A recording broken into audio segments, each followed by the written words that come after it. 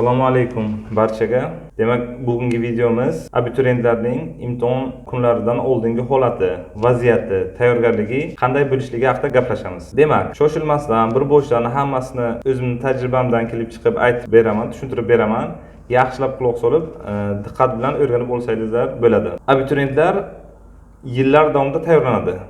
Misol uchun aytaylik, 1 yil tayyorlanadi, ma'lum birlari 2 yil, 1,5 yil davomida tayyorlanadi.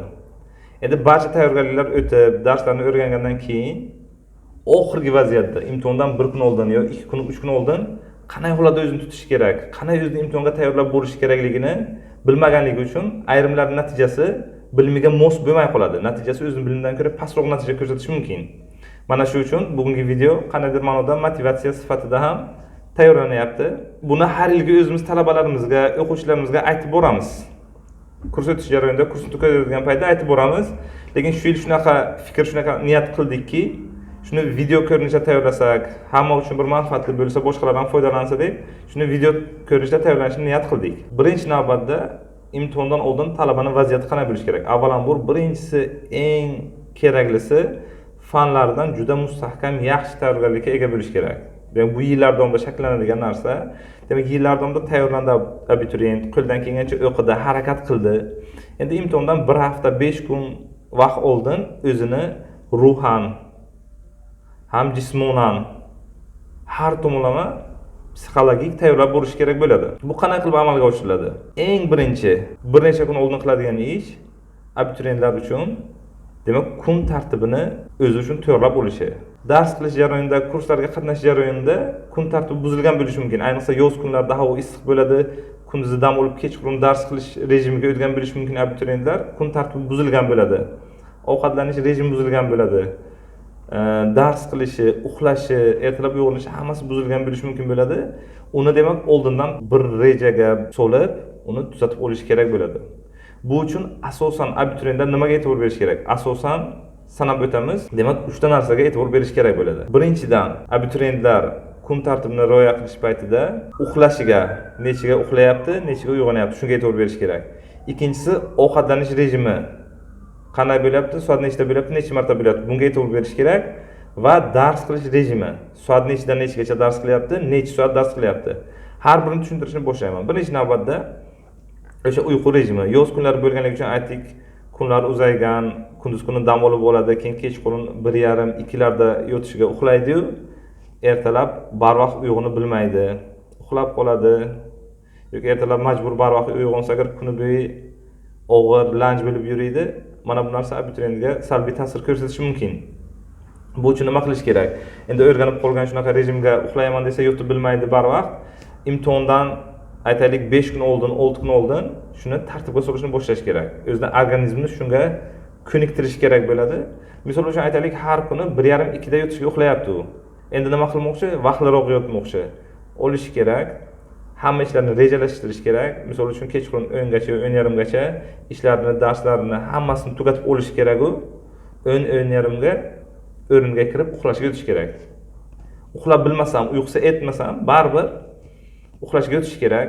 Bir kun uxlab bilmaydi, bu tomonga ag'anaydi, bu tomonga ag'anaydi-yu.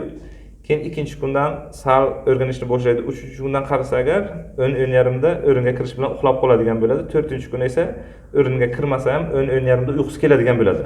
Mana shunday qilib imtihondan oldin vaqtida uxlashni rejalashtirib olish kerak. Vaqtida uxlash nima uchun muhim? Vaqtida kechqurun vaqtliroq uxlasa, ertalab vaqtliroq uyquga to'yib uyg'onadi talaba.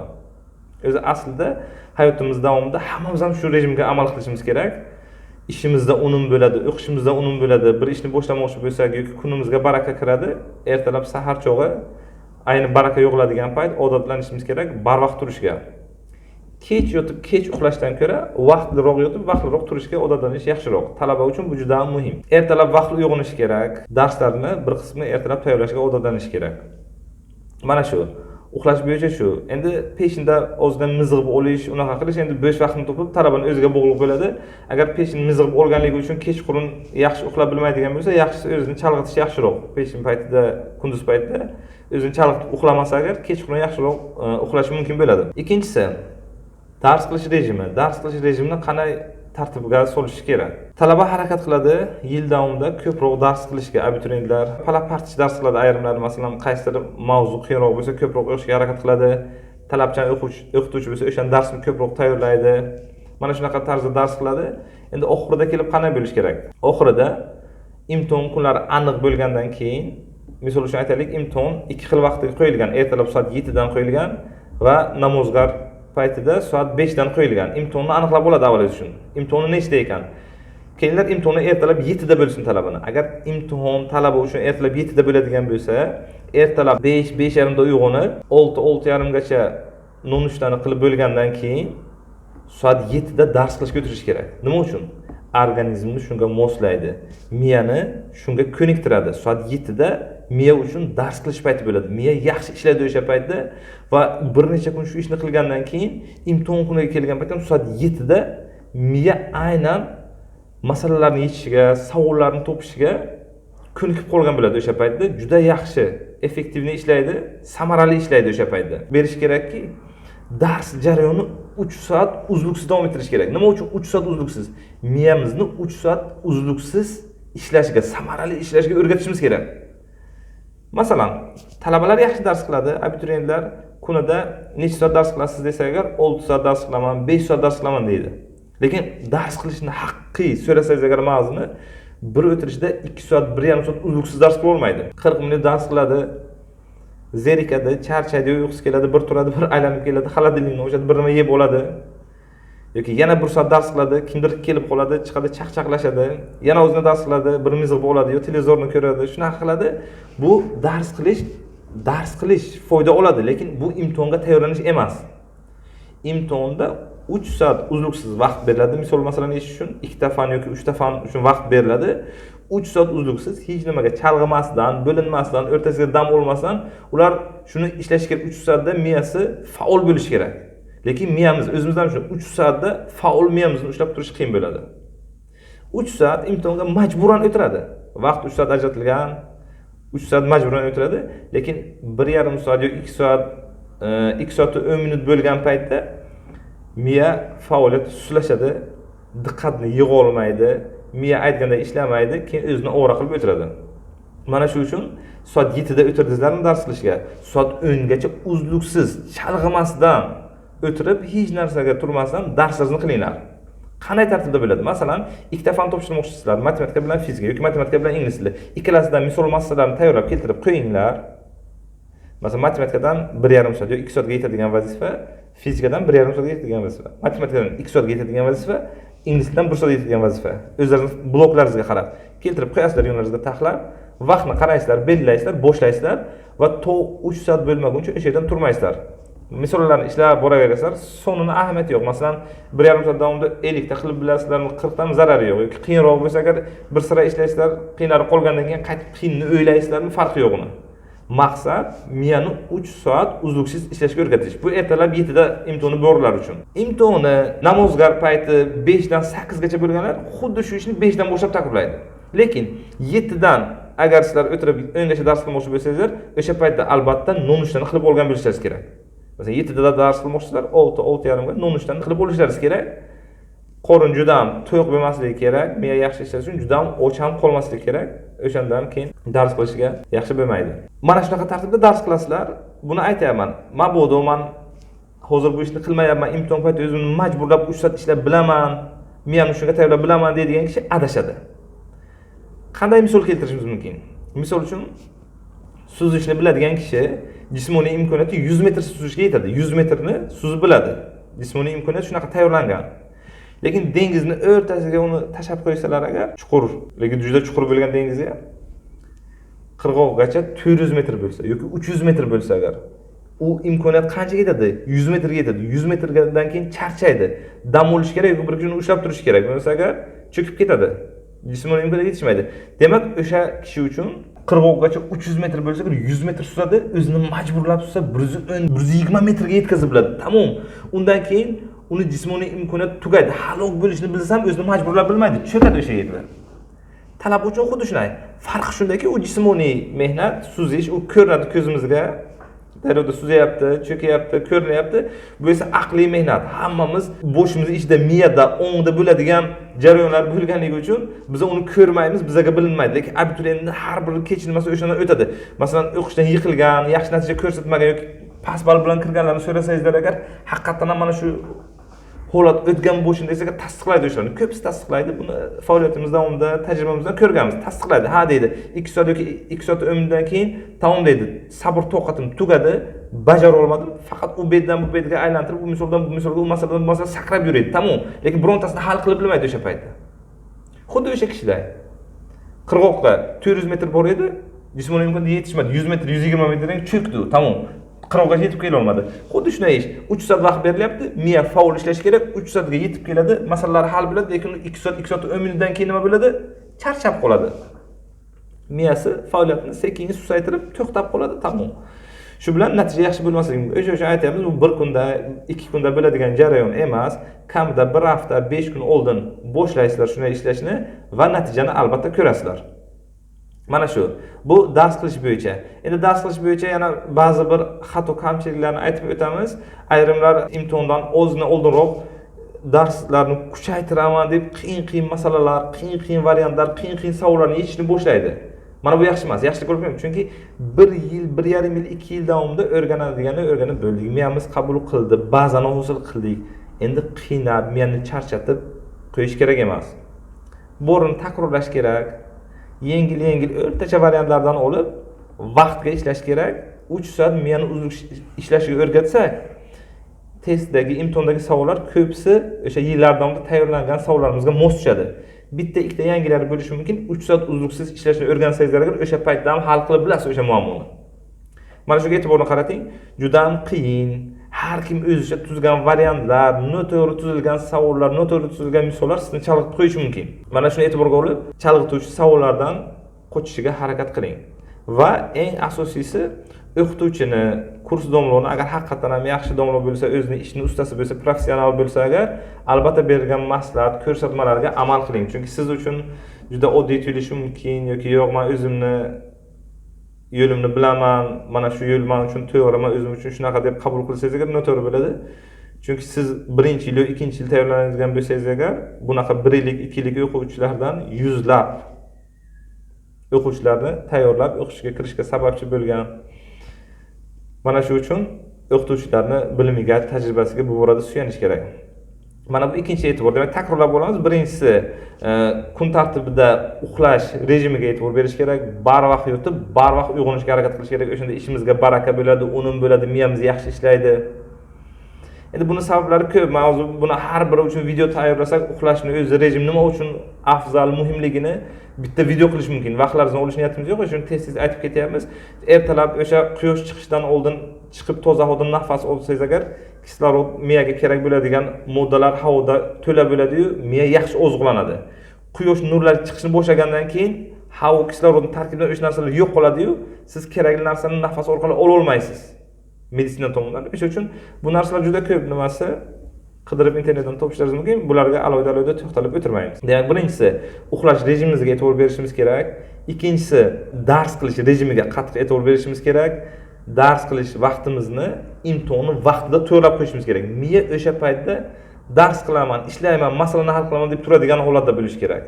Va uchinchisi, yana bitta asosiy nimalardan biri, e'tibor berishimiz kerak bo'lgan narsalardan biri bu ovqatlanish rejimiga e'tibor berishimiz kerak. Ovqatlanish rejimini joyiga, vaqtiga tushirib olishimiz kerak. Masalan, 3 marta ovqatlanadigan bo'lsak, birinchisi aytdik, 7 da dars qilmoqchi bo'lsak agar, nonushtamiz 6 bilan 6:30 orasida bo'lishi kerak. Ikkinchisi, masalan, tushligini qilmoqchimizmi? Masalan, 12 bilan 1 orasi kimgadir qulay, kimgadir 1 bilan 2 orasi qulay, oilasiga bog'liq, qanaqa nimalarga bog'liq yoki o'ziga bog'liq bo'lsa agar, shuni to'g'ri bo'lish kerak. Har kuni deyarli shu vaqtda bo'lish kerak. Va kechki ovqat masalan 7 dan 8 atrof shunaqa bo'lsa agar, soat 5 da imtihonga kiradigan odam kechki ovqatni qilmasdan borsam bo'ladi, lekin o'sha tushlikni yaxshiroq qilgan bo'lish kerak bo'ladi. Mana shunga e'tibor berish kerak. Keyin imtihondan oldingi kunda masalan mana bunaqalar bor. Har kuni kech turadi, nonushtani qilmaslikka o'rgangan, o'zini odatlantirgan shu. Nonushta qilmaydi. Kech turadi, nonushta qilmaydi. Tushlikka yaqin paytda turadi, tushlik bo'lib qoladi. Tushlikni nonushta bilan birgalikda qiladi, qo'shib qiladi. Mana shu narsadan qochish kerak, iloji bo'lsa nonushtani vaqtiga qilish kerak, chunki imtihon payti keyin nonushta qilib bo'ladi. Imtihonga kiryapman, charchayman, och qolaman deydi-yu, har kun nonushta qilmagan odam imtihon payti nonushta qiladi. Mana bu ham odamning organizmiga qanaqadir buzilishlarni olib keladi-yu, o'zini noqulay, yaxshi his qilmay qolishi mumkin imtihon paytida. Mana bundan ham qochish kerak. Shuni vaqtida qilish kerak hammasini. Har yili buni ham eslatamiz. Imtihondan oldingi kunlar yeyishga juda qattiq e'tibor berish kerak. Yoz bo'lganligi uchun mevalar, nimalar pishgan payt ehtiyot bo'lish kerak. Masalan, tarvuz olib yeymizmi, qovun yeymizmi, boshqa narsa yeymizmi, unga e'tibor berish kerak. Masalan, bir kun oldin qolib ketganini yemaslik, chunki atravleni bilib qolishi mumkin. Odam atravleni bilib qolganda imtihonga o'sha holatda kirib qolsa agar ko'zga hech narsa ko'rmaydi. Bunaqalar ham bo'lgan. Nimamizda unda ko'rganmiz. Talabalar aytib bergan yoki masalan odamning o'zida atravleni bilib qolsa agar imtihonmi, zarurmi, hayot uchun muhimmi, hech qanaqa ahamiyati bo'lmay qoladi. O'sha paytda tezroq o'sha varaqni topshirsin-u imtihonxonadan chiqib ketsin. Mana shu vaziyatda bo'ladi qoladi. O'sha uchun yeyishlaringizga e'tibor beringlar qattiq. Ko'chadan har narsa olib yemaslik kerak va o'zi shunaqa joylarga qattiq e'tibor berish kerak. Demak, kun tartibiga qattiq rioya qiling. Uxlashga, dars qilishga va ovqatlanishga eng asosiylari shu. Endi imtihondan oldin yana qilishimiz kerak bo'lgan aslida hayotimiz davomida, lekin imtihondan oldin yana muhimligi o'rtada ota-onani rozi qilib, uni duosini olish kerak. Albatta ota-onalar ish buyursa, boshqa qilsa, darsni bahona qilib, boshqa bahona qilib ularni ranjitmaslik kerak. Ularni ishlarini birinchi navbatda tezgina bitirib qo'yib, keyin dars qilishga o'tirish kerak. Ishlarni bitirib qo'yib, keyin kursga chiqib ketish kerak. Rozi qilish kerak ularni, duosini olish kerak. Shunaqa o'quvchilar bor, bilimi jihatdan loyiq emas. O'qishga kira olmaydi deb o'ylaymiz, prognoz qilamiz, variant olamiz, natijasi past bo'ladi, lekin qarasak oxirgi o'qishga kirib ketibdi. Haqiqiy sababni o'rganib, sinchiklab bir odam o'tirib fikrlasa, tafakkur qilsa agar, demak, qanaqadir tomon ustunligi bor. Ota-onasiga juda mehribon, bu bizga mehribon, qaraydi, boshqa qiladi, vaqtini ayamaydi, bo'rini beradi va hokazo, duosini olgan. Mana shu sabab bo'lib, Alloh taolo o'zi unga bir yaxshilikni ato qiladi-yu, o'sha sababdan bir o'qishga kirib ketgan o'quvchilar ham bor. Va o'qituvchilarni ham shu qatorda, ustozlarni, o'qituvchilarni qaysi fandan bo'lgan bo'lsa, maktabda dars bergan ustozlar, sizlarga spesifik fandan bo'lmasa ham, masalan, matematika, fizika, ona tilini o'qiyapsiz, sizga maktabda dars bergan ingliz tili o'qituvchi, geografiya o'qituvchi, ximiya va hokazo, musiqa bo'ladi, jismoniy tarbiya bo'ladi, qaysi o'qituvchi bo'lsa ham, hammasi hurmatni joyiga qo'yish kerak. Jamiyatimizda o'zi shu narsadan ancha chetlangani ko'rinib bilinib qolyapti. Albatta shunday o'qituvchilarning hurmatini joyiga qo'yish kerak. Hayotda tajribasi katta bizdan, ko'p narsani ko'rgan, o'qish tayyorlagan o'quvchilar ma'lum bir katta darajalarga, nimalarga erishganmi? Demak, ular bizdan ko'ra ancha aqlli odamlar, ularning hurmatini joyiga qo'yishlari kerak. Demak, o'qituvchilarning hurmatini joyiga qo'yib, ro'ziligini olib, ularni xafa qilgan bo'lsangizlar, kechirim so'rab, boshqa qilib, mana shunaqa qilib imtihondan oldin tayyorlansangizlar agar, bu ham sizlarga ruhan dalda bo'ladi, ham aytamiz, bu faqat imtihondan oldin emas, umuman hayot davomida hammamiz uchun kerakli bo'ladigan maslahatlar. Demak, asosiysi shular. Endi qo'shimcha yana ba'zi bir nimalar bor. Imtihondan oldin ayrimlar juda ham tayyorgarlikni oshirib yuboradi. Masalan, boradi bozorga, yangi ust-bosh oladi o'ziga, kiyim-kechak sotib oladi, imtihonga boryapman deb alohida tayyorgarlik qiladi. Hattoki qizlarni ko'rganmiz, o'quvchilarni ayrimlari ertalab turib, o'sha ayollar saloniga boradi. Sochini turmaklattiradi, boshqacha qilib, makiyaj qiladi, boshqa ish qiladi. Mana bunaqa narsalardan umuman chetlanish kerak. Yangi kiyim sotib olmasa kerak imtihon paytida. Nima uchun? Chunki imtihon paytida yangi kiyim bilamiz, tog'dan bir egniga o'tirishib olgancha, bir oyog'iga tuflisi mos bo'lgancha, boshqa oyoq kiyimi mos bo'lguncha o'zidan vaqt talab qiladi. 2-3 kun masalan oyoqni sal siqishi mumkin yoki noqulay bo'lib oyoqni qolipiga moslashishi bor. Kiyimlar shunaqa dag'al bo'lishi mumkin, yangilikni hali ohori to'kilmagan bo'ladi. O'shanga yangi kiyim kiyib borish odamni o'sha paytda chalg'ib qo'yishi mumkin. O'sha uchun kiyim yangi bo'lish muhim emas. Asosan toza bo'lsa, dazmollangan bo'lsa, ayniqsa yoz kunlarida sal kengroq, sizlarni qisib qo'ymaydigan, ko'p diqqatlaringizni buzmaydigan shunaqa kiyimda bo'lsa agar, mana shu narsaga e'tibor berish kerak. Shunaqa kiyimda bo'lish yaxshiroq hisoblanadi. Shu. Keyin haddan tashqari yana aytamiz, qizlar masalan salonga borib, soch turmaklatib, makiyaj qilib yoki haddan tashqari o'ziga qaratadigan kiyimlar, hammani nigohi o'ziga qaragan noqulaylik his qilib, mana bulardan qochish kerak.